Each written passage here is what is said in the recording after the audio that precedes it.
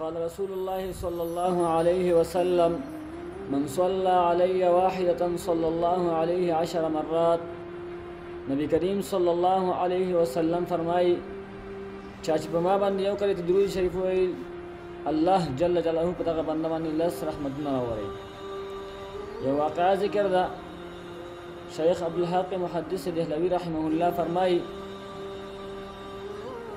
د زهرة الریاض په حوالې سره یو واقعه ذکر کوي. ورځ جبرائیل علیه السلام د نبی کریم صلی الله علیه وسلم دربار ته حاضر شو او عرض یې وکړه. یوه عجیبه واقعه مې ولیدله. نبی کریم صلی الله علیه وسلم د جبرائیل علیه السلام نه پوښتنه وکړه چې څه واقعه دې ولیده. د جبرائیل علیه السلام وفرمایل چې زه د کوه کهف غر ته لاړم، هلته مې څه آه او فریاد ولیده. زه هم دغه اوازونو پسې وګرځېدم چې معلومات وکړم چې دا د څه شي فریاد دی. چې مې کته یو فرښته وه، هغه فرښته مې مخکې په اسمانونو کې هم لیدلی و چې په اسمانونو کې د دغه فرښتې ډېر لوی عزت و. په یو نوراني تخت باندې ناست و او 80,000 فرښتې د دې چار چاپېر و. نن مې هغه فرښته د کوه کهف په غرونو کې ولیده چې ډېر زیات په تکلیف او پریشانۍ کې واقع و او زارۍ یې کولې.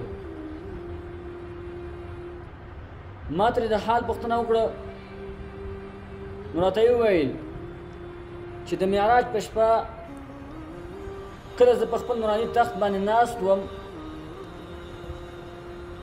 زما په خوا کې حبیب کبریا محمد رسول الله صلی الله علیه وسلم سوارلۍ تېره شوه، خو ما د هغوی د تعظیم او ادب و خیال ونه ساتلو. الله تعالی زما د لوی خوښه نه شوه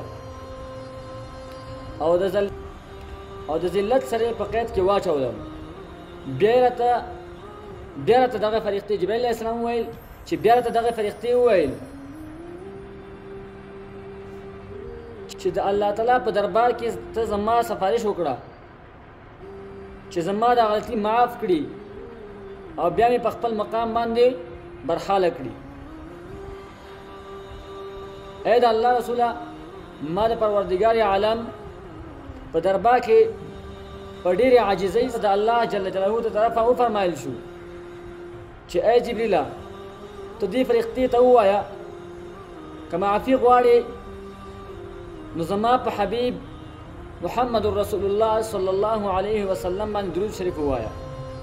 یا رسول الله صلی الله علیه وسلم، کله چې مې دغې فرښتې ته د الله جل جلاله دا حکم وروړه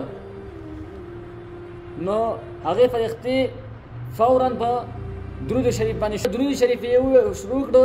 ما دغه فرښتې ته کتلو چې د دغې فرښتې ویښتان شنه کېدل جار شروع شو او بڼکې هم راشنه شول او دغه فرښته الله جل جلاله د دغه لوی تکلیف څخه بیرته خپل حالت ته واړاوه. نو موږ او تاسو ته هم پکار ده چې درود شریف باید په نبی کریم صلی الله علیه وسلم باندې ډېر زیات ووایو، ځکه درود شریف ډېر زیات فضایل راغلي. درود شریف په باره کې به ډېرې واقعي درته ووایو، خو لیکن ختمېدل به یې نه وي. مطلب دا چې موږ او تاسو باید په نبی کریم صلی الله علیه وسلم د ورځې کم از کم 100 کرې ته درود شریف باید خو ووایو.